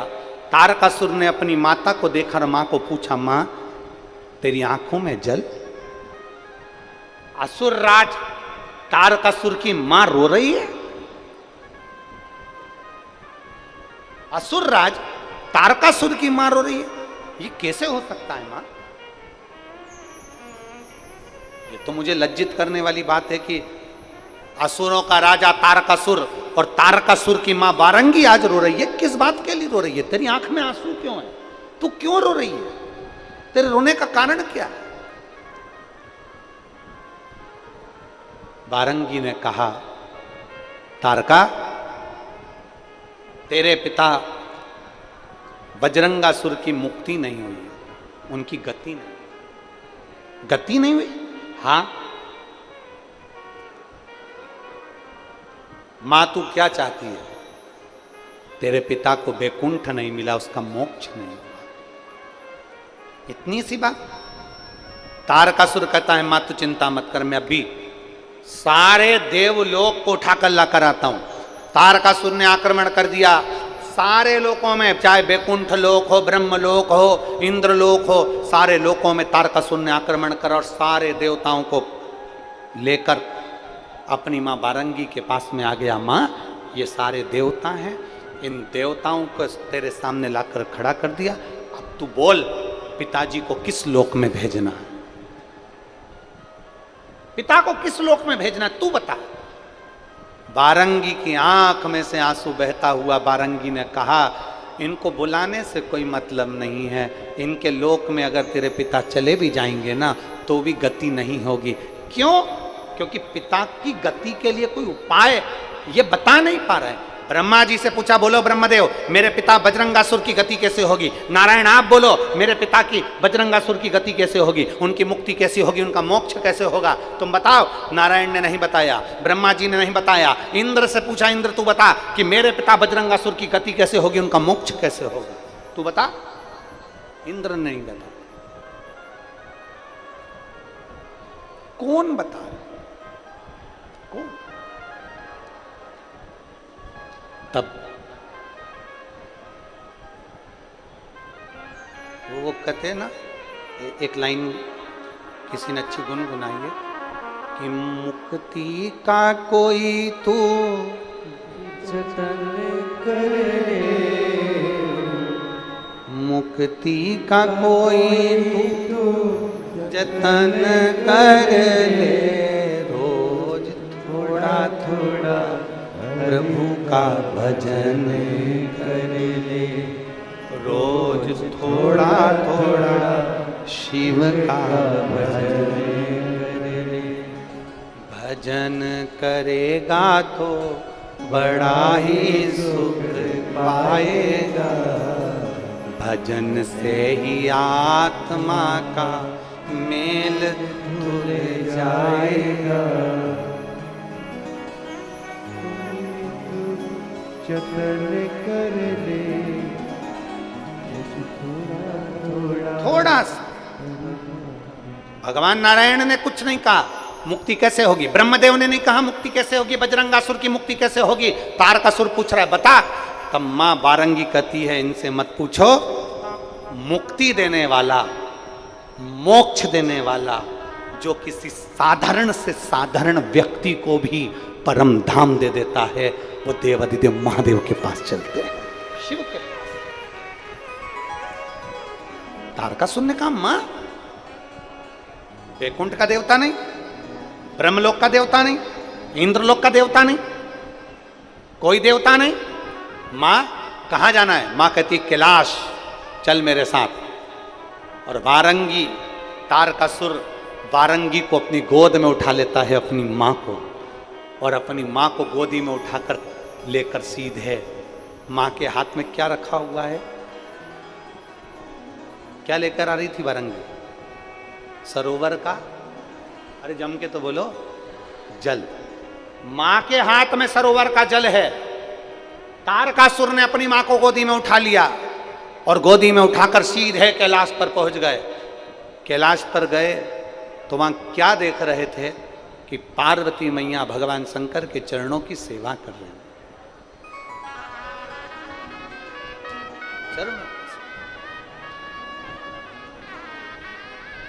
कर्पूर गौरम करुणावतारम संसार सारम भुजगेन्द्रहारम ओम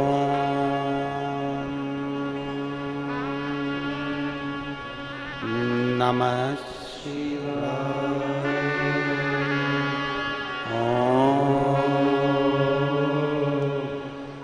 नमः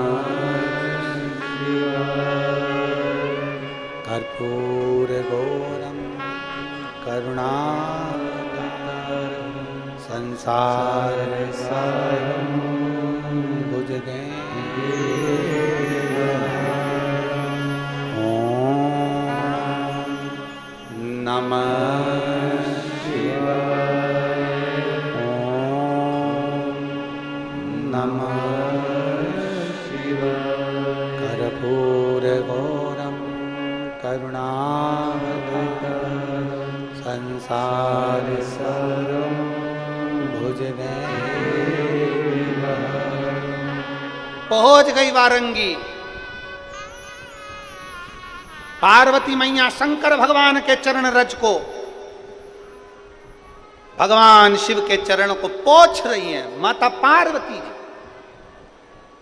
आपको कहा जिंदगी में दुख पीछा नहीं छोड़ रहा हो, तो आपको एक कथा में कहा था कि शंकर भगवान का शिवलिंग जलाधारी और शंकर जी का जहां से पानी नीचे गिरता है, ये जो भाग होता है, यहां पर अपनी हथेली लगाकर अगर देवाधिदेव महादेव से अपने मन की बात कही जाए तो दुख कटता ही है, ये निश्चित है। पार्वती मैया शंकर भगवान के चरण में हस्त कमल को लगाकर प्रार्थना कर रही, कर्पूर गौरम करुणावतारम संसार सारम भुजगेन्द्रहारम ओम नमः शिवाय। ओम नमः शिवाय। वारंगी आई, हाथ में जल, वारंगी ने वो जल तुरंत जिस चरण को पार्वती जी पखार रही थी उसी चरण पर वारंगी ने जल डाल दिया। जैसे ही जल डाला शिव जी के नेत्र खुले। पार्वती, ये समय तो तुम्हारा जल चढ़ाने का नहीं है, तुमने आज ये कौन से समय पर जल चढ़ा दिया? पार्वती जी का ध्यान हटा। पार्वती जी ने कहा मैंने जल नहीं चढ़ाया, ये तो तारकासुर की मां वारंगी आई है। जल वारंगी? हाँ, तारकासुर की मां। हाँ। देवादिदेव महादेव ने पूछा, बोल वारंगी क्या चाहिए, क्या चाहिए? आज वारंगी तूने प्रदोष काल में, प्रदोष काल में, प्रदोष के दिन मेरे चरण पर जल चढ़ाया। मेरे चरण, प्रदोष काल में, प्रदोष के दिन मेरे चरण पर जल चढ़ाया। मांग, तुझे क्या चाहिए? वारंगी, तू जानती नहीं है, प्रदोष का दिन शिव और पार्वती के मिलन का दिन होता है और तू मध्य में आकर मुझे जल चढ़ाई। आज मैं बड़ा प्रसन्न हूं। मांग, तुझे क्या चाहिए, क्या चाहिए? वारंगी कहती है, मेरे पति की गति नहीं हुई, मुक्ति नहीं हुई, मोक्ष नहीं हुआ। मेरे पति बजरंगासुर की गति कैसे होगी? शंकर भगवान ने कहा, सुन वारंगी, तेरा बेटा तारकासुर एक गौ माता को अगर हरी हरी घास दुर्वा देगा, चारा देगा, तो तेरे पति को मिलेगा और तेरा पति मोक्ष पा जाएगा। इतना छोटा सा उपाय। हाँ, तारकासुर अपनी माँ को लेकर आ गया, चारा लाया, गाय माता को देने लगा। गौ माता चारा खाती नहीं थी क्योंकि तारकासुर असुर था, असुर प्रवृत्ति का था। गौ माता चारा नहीं ले रही है, गौ माता अन्न नहीं खा रही है, गौ माता हरी दुर्वा नहीं खा रही है, गौ माता घास नहीं खा रही है। तब तारकासुर को गुस्सा आया, गौ माता पर क्रोध करने के लिए आतुर हुआ कि गौ माता, तू मेरे पिता को मुक्ति देने के लिए चारा नहीं खा रही, ग्रास नहीं खा रही। उसी समय पर शंकर पार्वती प्रकट होकर कहते हैं, अगर तारकासुर तुम्हारे हाथ से गौ माता चारा नहीं ले रही, तेरे पिता की धर्म पत्नी है तेरी माता वारंगी, बेधव्य है, विधवा है, फिर भी अगर ये अपने हाथ से ग्रास गौ माता को देगी तो गौ माता ग्रहण करेगी, निश्चित है।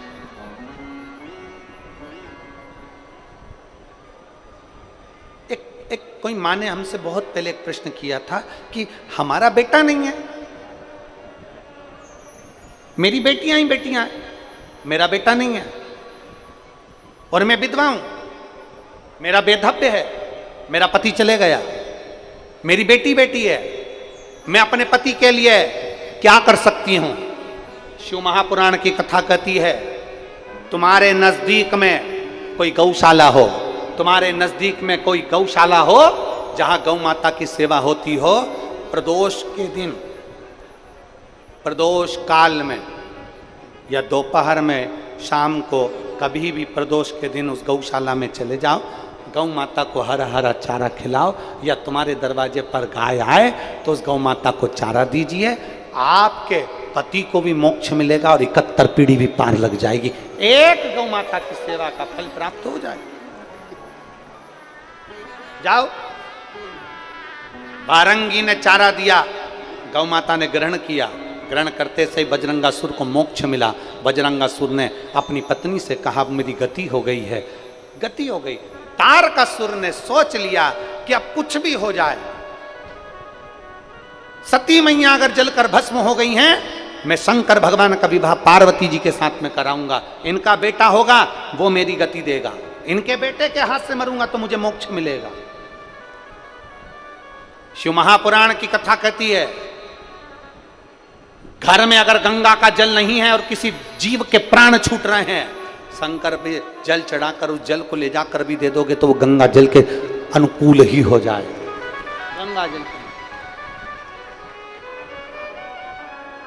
तारकासुर के 3 बेटे तारकाक्ष, विदुम्माली, कमलाक्ष की तारकासुर के जाने के बाद उन्होंने भी उपद्रव मचाया। शंकर भगवान पशुपति नाथ बनकर उनके प्राणों को हरे थे, तो भगवान शिव जी का नाम पशुपति नाथ हो गया। पशुपति श्री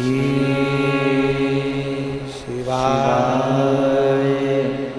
नमस्तुभ्यं। श्री शिवाय नमस्तुभ्यं। श्री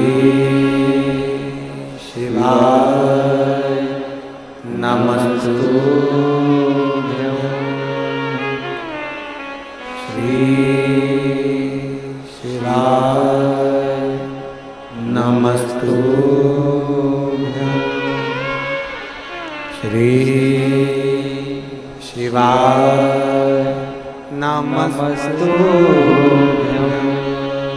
भोला सब दुख काटो हमारा, ओ भोला सब दुख काटो हमारा।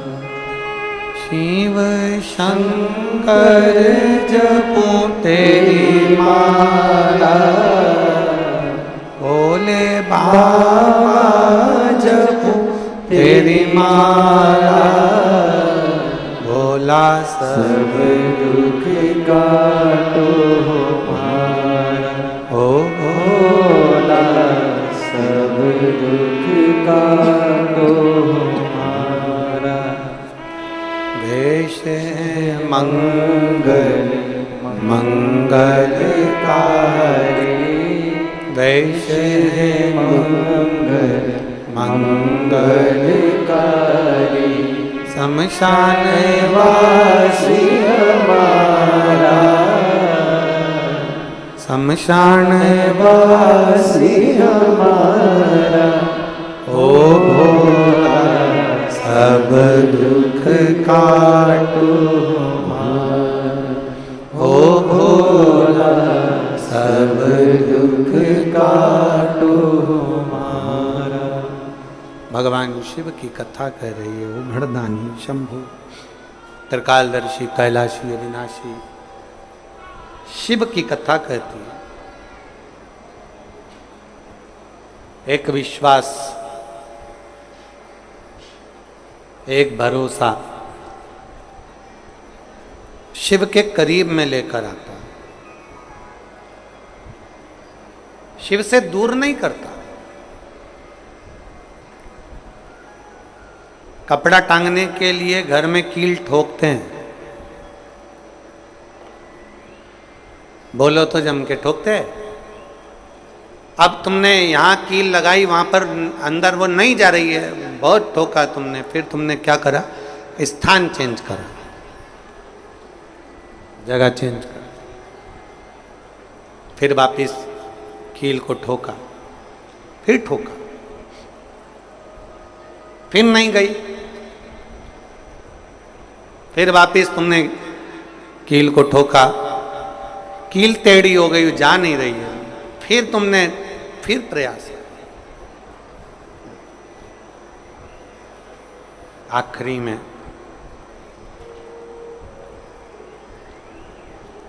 फिर एक कहीं ऐसी जगह मिल जाती है जहां ठोका और वो कील चली गई, कपड़े टांग गए। बार बार प्रयास करा, हिम्मत नहीं आ रही। आपने कहा कि कपड़े तो टांगना है, कील तो ठोकना पड़ेगा।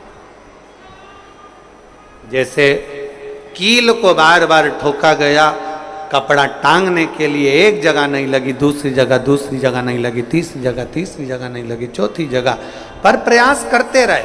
उसी तरह भगवान शंकर की लोग कहते हैं कथा एक बार सुन ली, 2 बार सुन ली, 3 बार सुन ली, हम कहते हैं बार बार इस मन रूपी कील को परमात्मा के चरणों में ले जाकर ठोकते रहो, इस मन को भगवान के चरणों में ले जाकर छोड़ते रहो।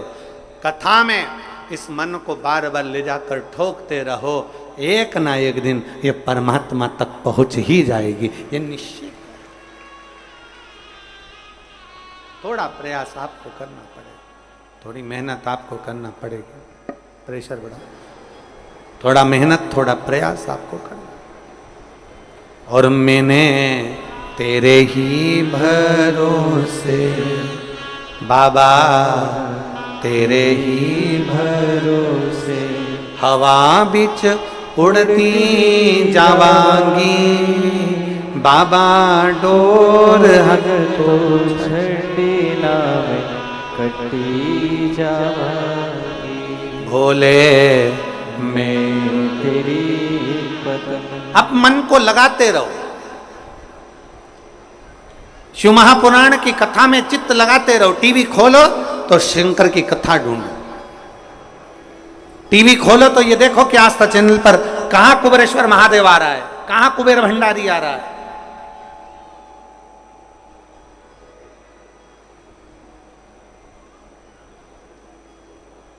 मन को इधर उधर ना मोड़ो। जैसे एक व्यक्ति ने अपनी गाड़ी से 25 लोगों को उड़ा दिया। अब एक व्यक्ति ने 25 लोगों को उड़ा दिया तो उसको ले जाके पुलिस वालों ने जज के सामने खड़ा कर। जज ने पूछा, तुम्हारे ऊपर इल्जाम लगा है तुमने 25 लोगों को उड़ाया। जी हुजूर, सफाई में कुछ कहना चाहते हो, सफाई देना चाहते हो?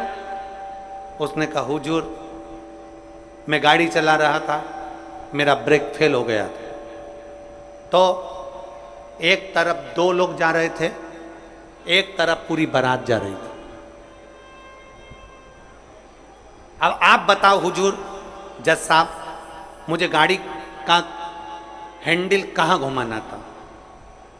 जज साहब ने कहा, 25 लोगों से तो अच्छा था कि 2 लोगों पर गाड़ी चढ़ाता, 2 लोगों को उड़ा देता, पर 25 क्यों उड़ाए तूने?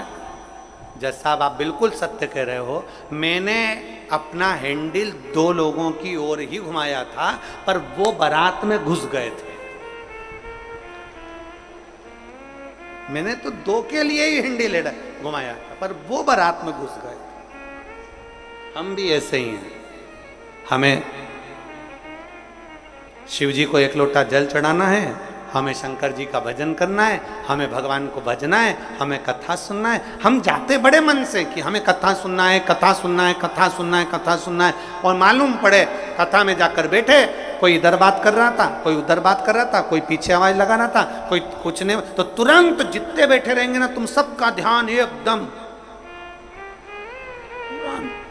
उसी जगह पर मन जाएगा कि कौन ने क्या बोला, कौन ने क्या करा। अरे भाई, तुम आए कहां पर हो? भगवान शिव की कथा को सुनने के लिए। तुम आए कहां पर हो? शंकर को अपने दिल में बिठाने के लिए। तुम आए कहां पर हो? शिव तत्व को जानने के लिए। और अपने चित्त को हम भटका रहे हैं, अपने चित्त को इधर उधर लेकर जा रहे हैं, वो श्रेष्ठता नहीं।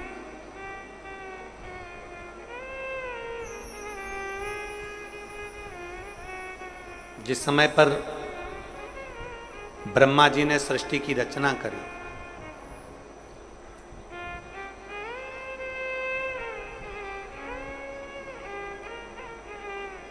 सर्वप्रथम ब्रह्मदेव सृष्टि की रचना करना प्रारंभ करते हैं और देखते हैं कि यह संपूर्ण ब्रह्मांड को मुझे अच्छा बनाना है, प्रबल बनाना है, श्रेष्ठ बनाना है, इसकी रचना करना है, इसका विस्तार करना है। उन्होंने सनकादि ऋषियों को प्रकट कर, सनत कुमारों को जब प्रकट किया, सनत कुमारों को प्रकट करते से ही सनत कुमार तो भगवान शंकर की, भगवान नारायण की भक्ति में ऐसे डूब गए कि उन्होंने सृष्टि का क्रम आगे बढ़ाया ही नहीं। उन्होंने सृष्टि को आगे बढ़ाया ही नहीं।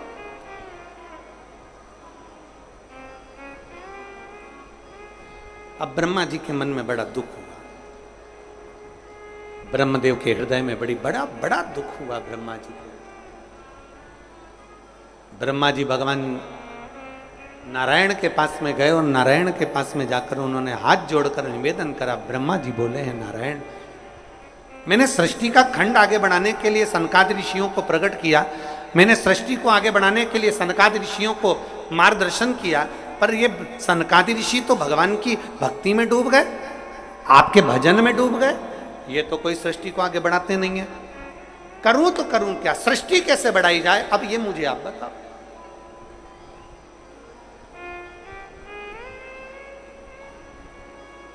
शिव कथा कहती है,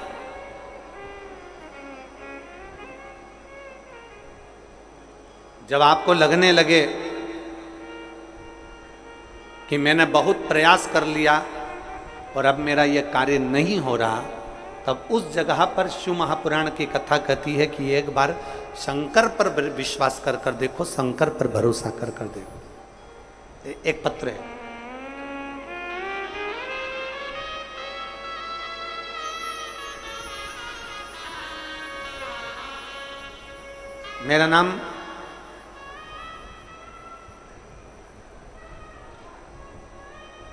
मेरा नाम जात्री साहू है। मैं ग्राम बोराई, जिला दुर्ग की निवासी हूँ। मेरी 7 साल की बेटी है जिसका नाम